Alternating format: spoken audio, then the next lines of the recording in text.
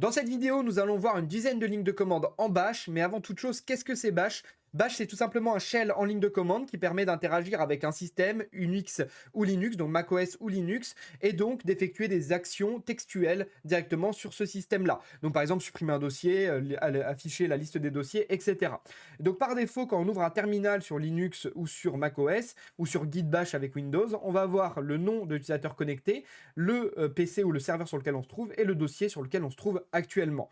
Donc on va avoir quelques commandes directement comme ça. La première, ça va être ls qui va permettre de lister tout simplement les fichiers que l'on trouve dans un dossier. Donc ls, vous tapez ça, vous avez directement les dossiers listés. On va pouvoir ajouter des attributs souvent dans les lignes de commande en bash. Par exemple, si je fais ls-la, ça permet d'afficher notamment les fichiers cachés qu'on va retrouver. Donc là, on voit le .vs code et ça permet d'afficher aussi sous format liste. Donc il en existe pas mal, je ne les connais pas tous ces attributs, mais sachez que souvent, une commande bash suivie d'un tiret et d'une autre commande permet d'ajouter des fonctionnalités à cette commande.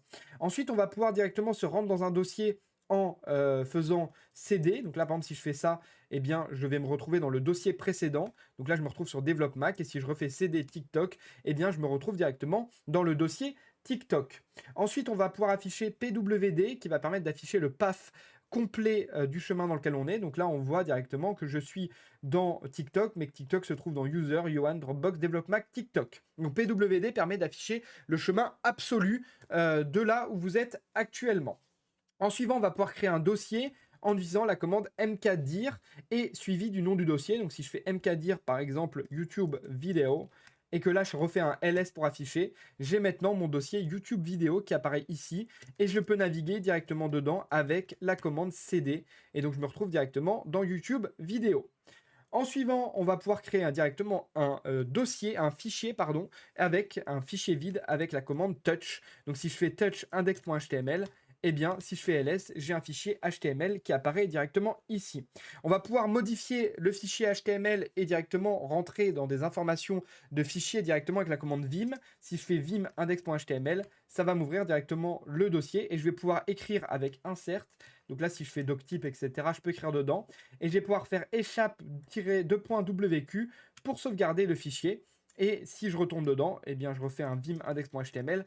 Normalement, ça m'a sauvegardé ce que j'avais tapé précédemment. Très pratique pour modifier un fichier directement sur le serveur. En suivant, on va pouvoir utiliser la commande cp qui va permettre directement de copier un fichier d'un dossier à un autre. Donc si par exemple, si je fais cp index.html vers directement, hop, comme ça, on va voir ce qui se passe. Là, normalement, j'ai plus mon index.html. Alors, j'arrive jamais à la taper cette commande, mais cp va permettre tout simplement de déplacer un dossier ou un fichier d'un dossier à un autre. En suivant, on va pouvoir utiliser exactement la même commande qui s'appelle mv, qui va permettre de déplacer un fichier d'un endroit et de les renommer exactement de la même manière. Donc vous faites votre fichier et en suivant, vous allez pouvoir le déplacer et le renommer directement en index2.html par exemple. Et donc là, ça me l'a renommé directement, sauf que je ne lui ai pas passé de nouveau dossier, donc il est resté au même endroit. En suivant, si on veut supprimer un fichier, on va utiliser la commande rm. Donc on fait rm index.html. Donc là, il va me dire que ça n'existe pas parce que je l'ai renommé, donc c'est index2.html. Et on n'a plus directement le fichier, il a été supprimé. Donc c'est une commande qui permet de supprimer n'importe quel fichier dans un dossier. Et on va avoir également la commande pour supprimer un dossier et tout ce que contient le dossier. Donc si on veut par exemple supprimer YouTube vidéo et tout ce que ça contient dedans, on fait rm-rf YouTube vidéo, ça va supprimer aussi bien le dossier et tous les fichiers qui se trouvent dedans. Et donc du coup YouTube vidéo n'est plus présent dans le code. Et enfin, on va avoir directement la commande cat qui va permettre d'afficher un peu ce qu'on avait. Mince. Zut. Hop, qui va permettre d'afficher exactement qu'on a dans le fichier, mais sans le modifier. C'est comme Vim, sauf que là, ça l'affiche uniquement de façon textuelle. Deux dernières petites commandes qui peuvent être utiles avant de quitter cette vidéo. La commande history qui permet de voir ce qu'on a tapé précédemment. Donc là, on voit tout ce que j'ai tapé précédemment dans le terminal. Et on va voir la commande clear qui permet de vider tout ce qu'on a tapé, donc que le terminal soit vidé entièrement. Voilà pour une douzaine de lignes de commande en bash. J'espère que la vidéo t'a plu. N'hésite pas à t'abonner pour plus de vidéos comme ça. C'était Équipe Dev. Ciao!